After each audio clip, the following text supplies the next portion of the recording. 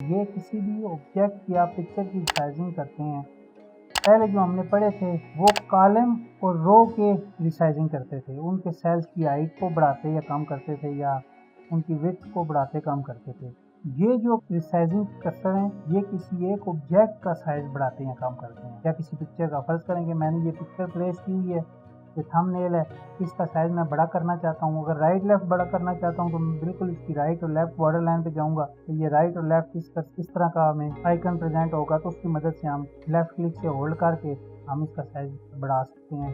Up down की तरफ बढ़ाना चाहते हैं तो हम ऊपर टॉप और बॉटम बॉर्डर लाइन पे जाकर इसका साइज बढ़ा सकते हैं। अगर हम चाहते हैं कि इसको एक इसी स्केल में बड़ा करें तो हम कॉर्नर पे जाएंगे तो ये इसी स्केल में हमें बड़ा होता हुआ नज़र आएगा।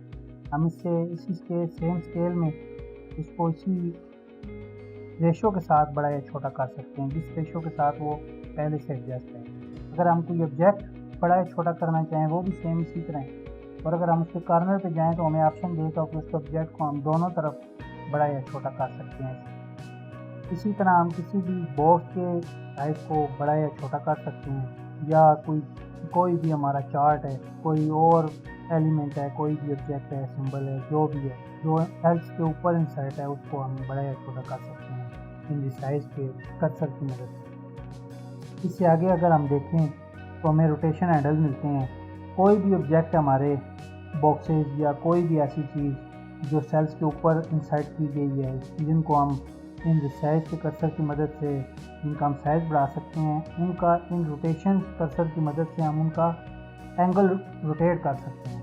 हर तरह के पिक्चर के ऊपर ये मैं इसको रोटेट करना चाहता हूँ, 90 डिग्री राइट की तरफ रोटेट करना चाहता हूँ, तो इसका ये बिल्कुल ऊपर देखें रोटेशन हैंडल नज़र आ रहा है। जब मैं बिल्कुल इस रोटेशन हैंडल के ऊपर आऊँगा तो मेरा कर्सर भी रोटेशन हैंडल में कन्वर्ट हो जाएगा।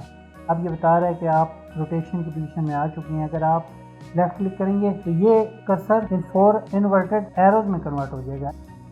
हम इसको जब घुमाएंगे तो हमारी ये पिक्चर का एंगल भी तब्दील होना शुरू हो जाएगा, रोटेट होना शुरू हो जाएगा। हम अपनी रिक्वायर्ड डायरेक्शन में इसको प्लेस कर सकते हैं, एडजस्ट कर सकते हैं। अगर ये उल्टा है तो हम इसको सीधा भी कर सकते हैं। तो इस तरह हम किसी भी टेक्स्ट बॉक्स की या चार्ट की रोटेशन कर सकते हैं। उनको अपनी मर्ज़ी के मुताबिक उसको सेट कर सकते हैं, उसको सेट करके प्लेस कर सकते हैं, चाहे वो कोई ऑब्जेक्ट है या टेक्स्ट बॉक्स है या चाहे कोई पिक्चर है। तो ये रोटेशन हैंडल है बेसिकली उन ऑब्जेक्ट्स को रोटेट करने के लिए।